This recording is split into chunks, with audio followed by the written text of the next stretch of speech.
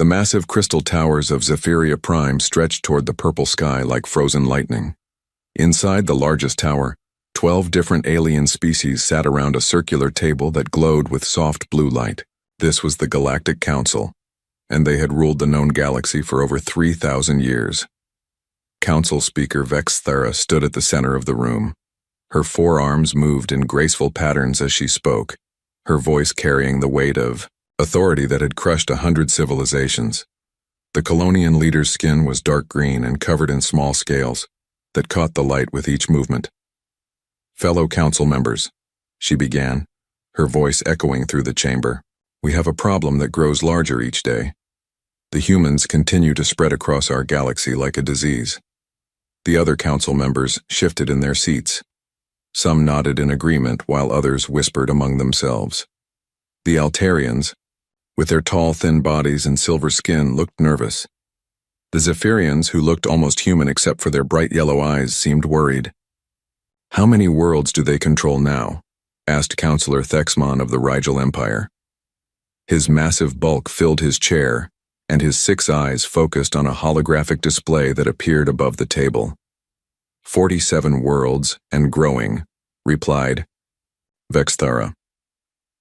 "In just 50 years, they have claimed more territory than most species acquire in 500 years. Their population grows at a rate we have never seen before." The holographic display showed a map of the galaxy. Red dots marked human colonies, and there were indeed many of them. They spread out from a small blue world called Earth like drops of blood in water. "Their technology is primitive," said Councillor Yexandra of the Centauri Federation. Her voice sounded like wind chimes in a gentle breeze. "Their ships are slow and their weapons are weak. Why should we concern ourselves with such a young species?" Vex Thera's scaled face twisted into what might have been a smile. "Because, dear Yexandra, primitive does not mean harmless. Look at these reports." New images appeared in the air above the table. They showed human factories, human cities, and human ships. The ships were indeed smaller than council vessels, but there were so many of them. "They build faster than we thought possible," Vex Thera continued. "Their factories never stop working. Their people never stop having children. And most concerning of all, they never stop asking questions." Questions? This came from Councillor Mexthor of the Vega Collective. His large head was covered in what looked like blue fur, and his 3 mouths all spoke at the same time, creating an odd harmony. "Yes, questions," Vex Thera said. "They question everything. They question their own leaders, they question nature, they question the very laws of physics. This makes them dangerous. A species that questions everything will eventually question us." The council chamber fell silent. For 3,000 years they had maintained order through a simple system. Young species were allowed to grow until they became strong enough to be useful. Then the council would demand tribute. The tribute always started small but grew larger over time until the species had no choice but to obey completely. "What do you propose?" asked Councillor Dex Villa of the Tau Ceti Union. She was one of the few council members who looked somewhat like a human, except for her pale blue skin and the fact that she had no hair anywhere on her body. "The same thing we have always done," Vex Thera replied. "We make them pay tribute. We take their resources, their technology, and their military strength. We make them dependent on us for survival." "But they are so far away," protested Yexandra. "Our nearest military base is 3 sectors from their territory. It would take months to bring our fleets to bear if they refuse." Vex Thera's forearms spread wide. "Then we make sure they do not refuse. We demand tribute that they cannot possibly refuse. We start with something that will hurt them but not destroy them. We take their rare metals, we take their technology blueprints, and we take half of their military ships." The other council members began to nod. This was how it had always been done. No species had ever refused tribute demands. The cost of refusal was always made clear from the beginning. "I will prepare the message," Vex Thera said. "We will give them 30 standard days to comply. That should be enough time for them to understand the wisdom of cooperation." Far away from the crystal towers of Zephyria Prime, Admiral Jake Morrison stood on the bridge of the USS Liberty. The ship was humanity's pride and joy, the largest and most advanced vessel they had ever built. It was still small compared to council ships, but it was fast and its crew was skilled. Jake was a tall man with gray hair and kind eyes. He had been in space for most of his adult life, first as an explorer and then as a military officer. He had seen many wonders among the stars, but he had also seen the darker side of galactic civilization. "Admiral," called out Lieutenant Commander Beth Taylor from the communications station. "We're receiving a priority transmission from an unknown source. It's coming from the direction of Council space." Jake nodded. "Put it on the main screen." The key image that appeared showed Vexithera standing in the council chamber. Her forearms were folded across her chest, and her scaled face showed no emotion at all. "Greetings, humans of Earth," she began. "I am Council Speaker Vexithera, and I speak for the Galactic Council that has maintained peace and order in this galaxy for 3,000 years. Jake felt a chill run down his spine. He had heard stories about the Galactic Council from other species, but this was the first time they had contacted humanity directly. "Your species has grown rapidly and claimed much territory," Vexithera continued. "This growth must now be regulated for the good of all galactic citizens. Therefore, the Council demands that humanity pay tribute as all civilized species do." The demands that followed made Jake's blood run cold. Rare metals worth billions of credits, technology blueprints that had taken decades to develop, and worst of all, half of humanity's military fleet to be decommissioned and handed over to Council forces. "You have 30 standard days to comply with these demands," Vexithera concluded. "Refusal will result in corrective measures that will be far more costly than simple compliance. The Council has spoken." The transmission ended, leaving the bridge in complete silence. Jake looked around at his crew. They were all staring at the blank screen with expressions of shock and growing anger. "Sir," said Beth Taylor quietly. "What do we do now?" Jake took a deep breath. He had spent his life serving humanity and protecting human colonies from pirates and natural disasters. Now they faced something far worse than pirates or storms. They faced a choice between freedom and survival. "We contact Earth," he said finally, "and we let our leaders know that humanity just received its first ultimatum from the galaxy." The emergency session hall in Geneva buzzed with nervous energy. Representatives from every human colony had gathered within 48 hours of receiving the Council's message. The large circular room had been built to hold meetings about trade disputes and colonial policies. Nobody had ever imagined it would be used to decide humanity's fate. President John Baker sat at the center of the room, his weathered face showing the strain of sleepless nights. Around him sat the most important people in human space. Military. Commanders, scientists, politicians, and business leaders all waited for the discussion to begin. Admiral Jake Morrison had arrived from the USS Liberty just hours earlier. He still wore his space uniform, and his tired eyes showed the weight of what he had witnessed. Next to him sat General Kate Williams, the head of Earth's defense forces. Her short blonde hair was pulled back tightly, and her jaw was set in a hard line. "Ladies and gentlemen," President Baker began, his voice carrying clearly through the room, "we all know why we are here. For the first time in human history, we face a threat that could end our civilization as we know it." Dr. Lisa Carter stood up from her seat near the front. She was a small woman with dark hair and intelligent brown eyes. As humanity's leading expert on alien species, her opinion carried great weight. "I have spent the last 2 days studying everything we know about the Galactic Council," she said, activating a holographic display. "What I found should terrify all of us."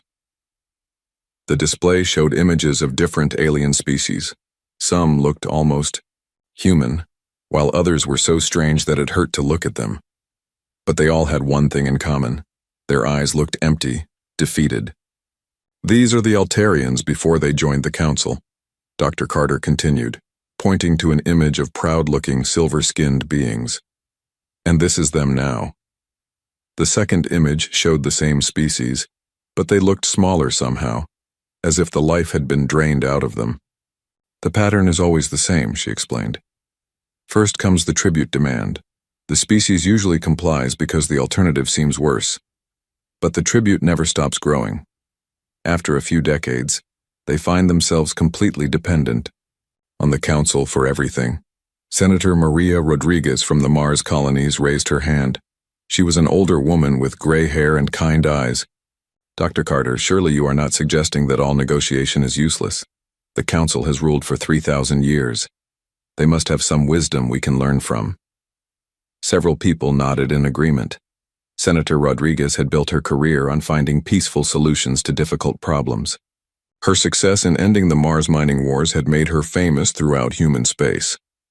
With respect, Senator, Dr. Carter replied, wisdom and age do not always go together. I have found evidence that the Council's member species have made almost no technological progress in the last 1,000 years. Their innovation has been crushed by the very system they now enforce. Admiral Morrison stood up, his tall frame commanding attention. The senator raises a good point about negotiation, he said. But we need to understand what we are negotiating with. I have spoken with traders who have dealt with Council species. They describe governments that are afraid to make any decision without approval from the Council. Captain Ben Taylor, commander of the Outer Rim colonies, leaned forward in his seat.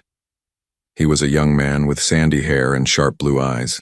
His colonies were the farthest from Earth and the most independent. Admiral Morrison is right, Captain Taylor said, but there is something else we need to consider. My exploration teams have been mapping Council territory for years.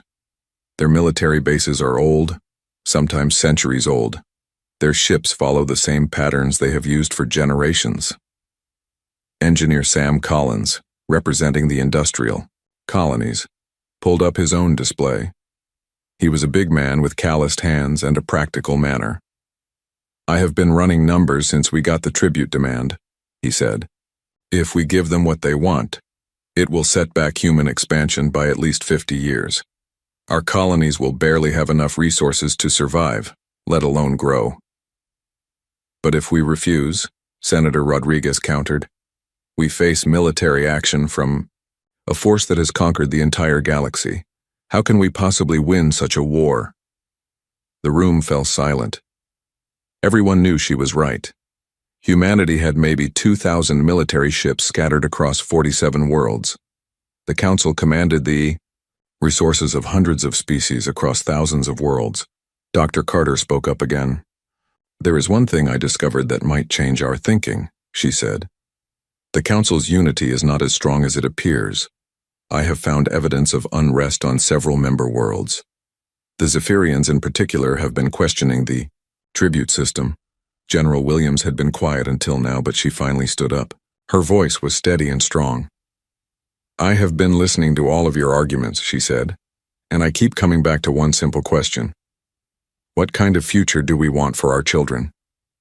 She walked to the center of the room, making eye contact with as many people as possible. If we comply with this tribute, we become servants. Our children will grow up knowing that humanity bows to alien masters. Is that the legacy we want to leave? But if we fight and lose, Senator Rodriguez said, our children might not grow up at all. Maybe, General Williams replied.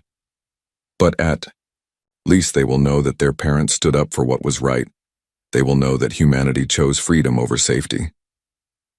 The debate continued for hours. Representatives argued about military strength, economic impact, and moral responsibility.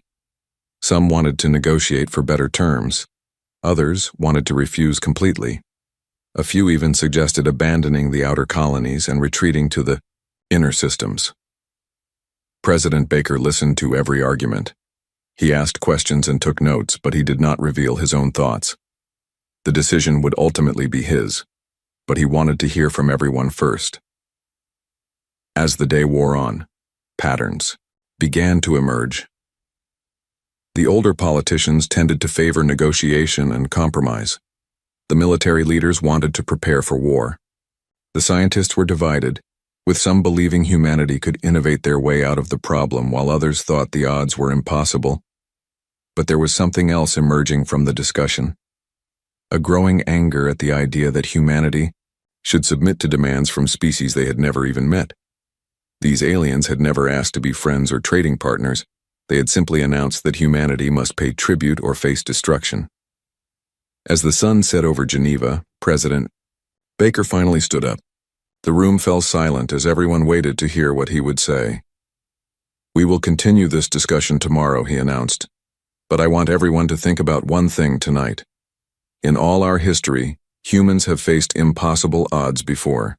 We have always found a way to survive and even thrive. The question we must answer is this: are we still the same species that crossed oceans in wooden ships and reached for the stars with primitive rockets?" The representatives filed out of the room in small groups, still discussing and arguing. But there was something different in their voices now. The fear was still there, but it was mixed with something else, something that had not been there when the day began. It was the sound of humans who were getting angry. The second day of the emergency session began before dawn. President Baker had spent the night walking through the empty halls of the government building, thinking about the choice that lay before humanity. Outside, the Swiss mountains were covered in morning mist, but inside the meeting hall the air was electric with tension. The representatives took their seats with grim faces. Everyone knew that today would bring a decision that would change human history forever. The Galactic Council's deadline was now only 26 days away, and long-range sensors had detected alien warships gathering at the edge of human space. President Baker stood at the center of the room, his hands clasped behind his back. He had made his decision during the long night, but first he wanted to hear from his military commanders. "Admiral Morrison," he said, "please tell us about our defensive capabilities." The Admiral activated a holographic display showing human space. Red dots marked military bases and fleet positions. Blue lines showed patrol routes and supply chains. It looked impressive until you remembered that they were facing an enemy with thousands of years of experience. "Mr. President," Admiral Morrison began, "I need to share something that has been classified until now. For the past 10 years, our engineers have been working on a secret project." A murmur went through the room. Even the highest-ranking officials had not heard about this. "When we first encountered alien technology through crashed ships and debris, we did not just study it," the Admiral continued. "We improved it. Our scientists found ways to make their weapons more powerful and their shields stronger. The USS Liberty and 12 other ships have been equipped with these improvements." Dr. Carter leaned forward in her seat. "Admiral, are you saying we have technology that is better than what the Council uses?" "In some ways, yes," Admiral Morrison replied. "Their technology is old and standardized. They have not innovated in centuries. Our improvements are small individually, but together they might give us an advantage in battle." General Williams stood up, her face showing a mixture of pride and concern.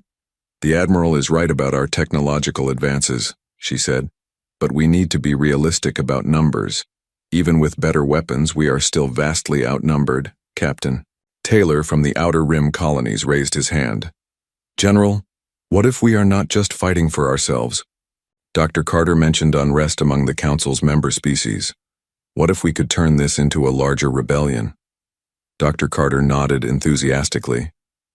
"Captain Taylor is onto something important," she said. "I have been in secret contact with dissidents from 3 different Council species. The Zephyrians, the Altarians, and even some Colonian colonies are tired of the tribute system." This caused excited whispers throughout the room. The idea that humanity might have allies had not occurred to most of the representatives. "What exactly are they offering?" asked Senator Rodriguez. "Coordination," Dr. Carter replied. "If we refuse the tribute demand and survive the first Council attack, they will rise up in rebellion on their own worlds. The Council would face revolts across dozens of systems." Engineer Collins pulled up economic projections on his display. "This changes everything," he said. "If multiple species rebel simultaneously, the Council's resources would be spread thin. They could not bring their full strength against us." President Baker listened to the discussion with growing interest. What had seemed like a choice between submission and certain death was becoming something else entirely. It was becoming an opportunity to change the galaxy. "There is something else to consider," said General Williams. "Our exploration ships have mapped Council territory better than they know.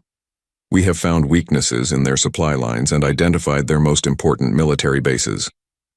Admiral Morrison nodded. If we are going to fight, we need to strike fast and hard, hit their command centers and communication networks before they can coordinate a response. Senator Rodriguez stood up, her face troubled. You are all talking about starting a galactic war, she said. Millions of beings could die. Are we prepared for that responsibility? The room fell silent. The senator's words carried weight because everyone knew she was right. What they were discussing would affect not just humanity, but every species in the galaxy. President Baker walked to the center of the room. His decision had been made during the night, but hearing the discussion had convinced him it was the right choice. Senator Rodriguez raises an important point, he said. War is terrible, and people will die. But sometimes the cost of peace is higher than the cost of war. He activated the main display, showing images of council member species that Dr. Carter had compiled. The progression from proud, independent peoples to submissive servants was clear in every case. The Galactic Council calls their system peace, President Baker continued. But look at these images. Is this peace, or is this death of the spirit? They have not just conquered these species. They have crushed their will to dream, to explore, to become something better. The president's voice grew stronger as he spoke. The council made a mistake when they chose to threaten humanity. They assumed we would react like every other species they have encountered. They assumed we would choose survival over freedom. General Williams stood up. Mr. President, if we are going to refuse their demands, we need to do more than just say no. We need to offer an alternative. Exactly right, General, President Baker replied. We will not just refuse to pay tribute. We will offer them something they have never encountered before.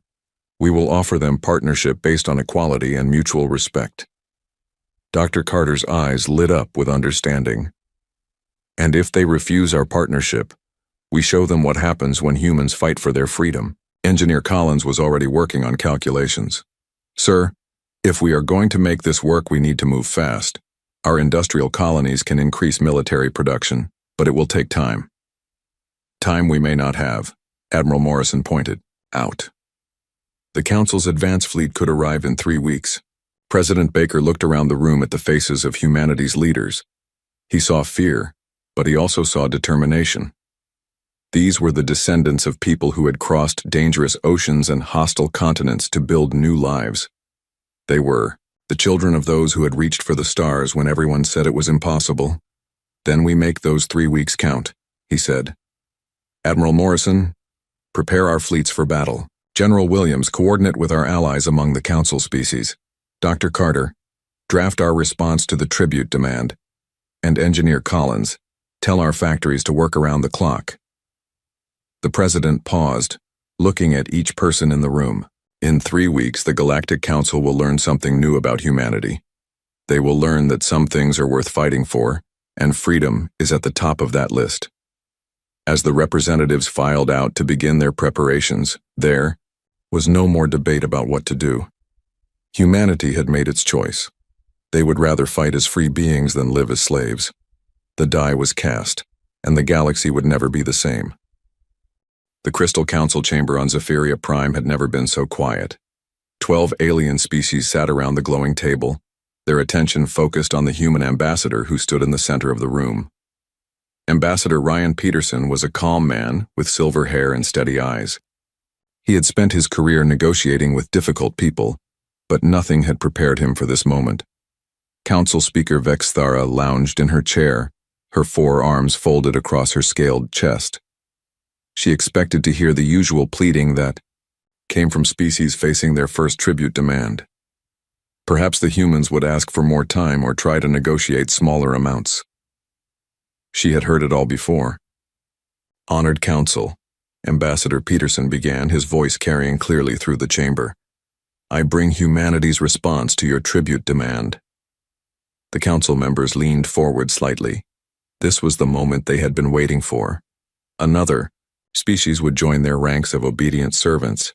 We reject your demand completely, Peterson said. The words hung in the air like a physical presence. For several seconds, nobody moved. Council Speaker Vexithara's scaled face showed confusion as if she had not heard correctly. I am sorry, she said finally. Did you say reject? Yes, Peterson replied calmly. Humanity rejects your tribute, demand. We will not give you our resources, our technology, or our ships. Instead, we offer you something better. Councillor Thexmon of the Rigel Empire slammed his massive fist on the table. You offer us something better? He roared. You are a primitive species that has barely left your home system. What could you possibly offer the Galactic Council? Peterson smiled slightly. We offer you partnership, real partnership based on mutual respect and shared benefits. We offer you the chance to join us in building a galaxy where all species can grow and prosper. The council chamber erupted in laughter. 12 different species made 12 different sounds, but they all expressed the same thing. The humans were clearly insane. Council Speaker Vexthera raised one of her 4 hands for silence.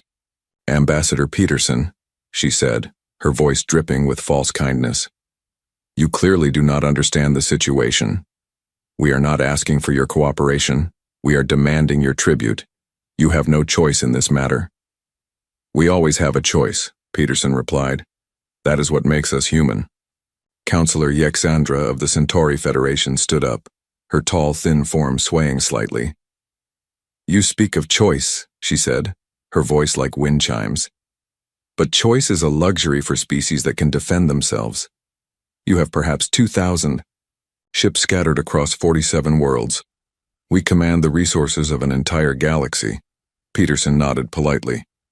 Your numbers are accurate, Counselor, but numbers are not everything. We have studied your military records. Your fleets are large, but they are also predictable. Your tactics have not changed in centuries. This comment caused angry muttering around the table. No species had ever dared to criticize Council military doctrine. Furthermore, Peterson continued, we have something your other subjects never had. We have hope. He activated a small device, and holographic images filled the chamber. The images showed scenes from human colonies, factories working at full capacity, shipyards launching new vessels, families saying goodbye to loved ones joining the military. While you have been gathering your fleets, Peterson said, we have been preparing. Our industrial capacity has increased by 300% in the last 3 weeks. Our shipyards are producing vessels with technology you have never seen. Council Speaker Vexisthera's eyes narrowed. What technology could you possibly have that we do not? Peterson smiled. Innovation, Council Speaker. For 3,000 years your species have been forbidden to improve or change. They build the same ships, use the same weapons, follow the same tactics. We have taken your old technology and made it better.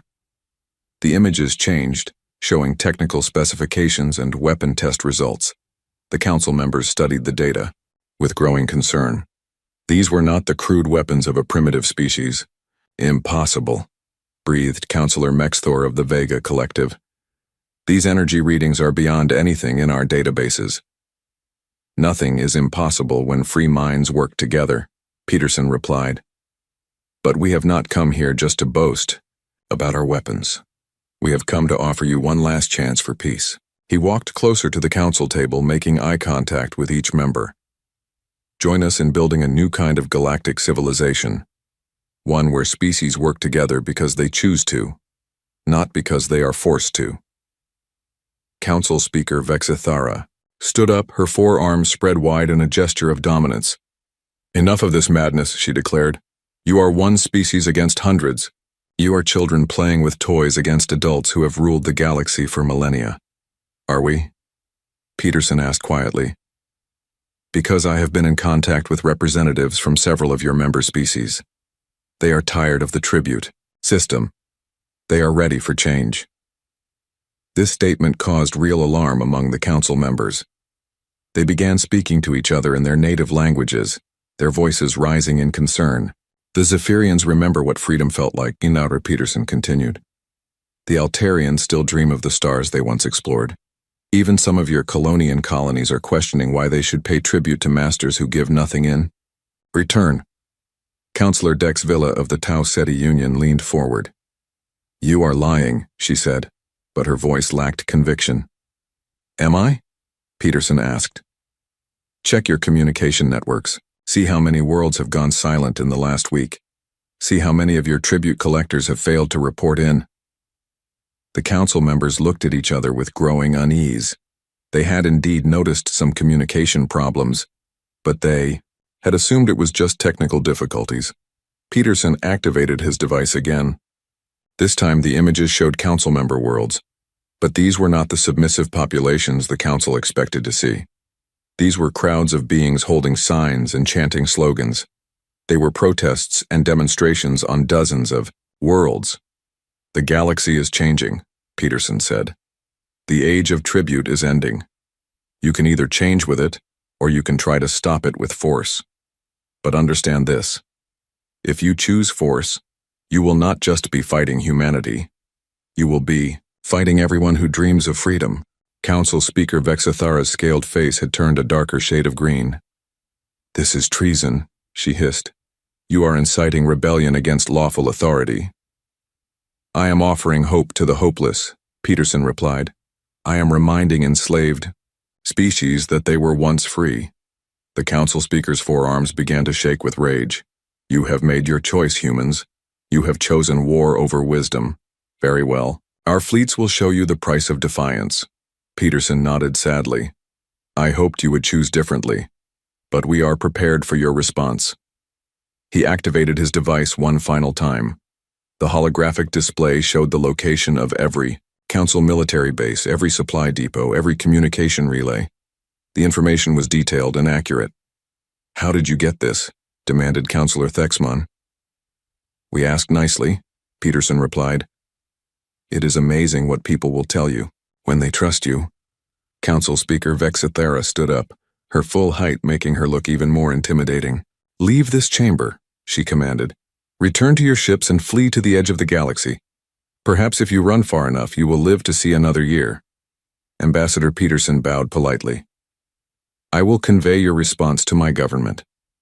But before I go, let me leave you with one final thought." He looked around the chamber at the 12 species that had ruled the galaxy for so long. "You have built your power on fear, but fear only works as long as people believe you are stronger than they are. Today, that belief ends." As Peterson walked toward the chamber exit, his footsteps echoed in the sudden silence. The council members watched him go, but none of them spoke. They were all thinking the same thing. For the first time in 3,000 years, the Galactic Council was afraid. The space around Proxima Junction had never seen so many warships in one place. The Galactic Council's advance fleet stretched across the darkness like a metal constellation. At its center was the massive dreadnought Eternal Dominion, a ship so large that it cast shadows on the smaller vessels around it. For 3,000 years, this ship had been the symbol of council power. Admiral Jake Morrison stood on the bridge of the USS Liberty, watching the enemy fleet approach on his tactical display. Around him, his crew worked quietly at their stations. They all knew that the next few hours would determine the fate of humanity. "Sir," called out Lieutenant Commander Beth Taylor from the communications station, "we are receiving a transmission from the Eternal Dominion." "Put it on screen," Admiral Morrison replied. The image that appeared showed Council Speaker Vexithara standing on the bridge of her flagship. Her forearms were spread wide, and her scaled face showed complete confidence. "Admiral Morrison," she began, her voice carrying across space. "I offer you one final opportunity to surrender. Order your ships to stand down, and I will allow your crews to live as servants in the Council fleet." Admiral Morrison stepped forward, his gray hair catching the light from the display screens. "Council Speaker, I have a counteroffer. Withdraw your forces now, and we will allow you to return home with your dignity intact." Vexithara's laughter echoed through the Liberty's bridge. "You face the greatest military force in galactic history with a handful of primitive ships, and you speak of dignity. Very well, human. Learn the price of defiance." The transmission ended, and the Council fleet began to move forward. The Eternal Dominion led the charge, its massive weapons already beginning to glow with deadly energy. "All ships," Admiral Morrison announced over the fleet communication channel. "Remember what we are fighting for. We fight for the right to choose our own path among the stars. The first shots came from the Council fleet. Bright beams of energy lanced across space toward the human ships. But something unexpected happened. The human vessels did not try to dodge the attacks. Instead, they absorbed the energy with shields that flickered with strange patterns. What? Vexithera's voice came over an open channel. How are their shields holding? Admiral Morrison smiled grimly. Fire at will, he ordered. The human response was immediate and devastating. Weapons that looked similar to Council designs unleashed, energy far beyond anything the aliens had seen. The first Council ship to be hit simply vanished in a ball of superheated plasma.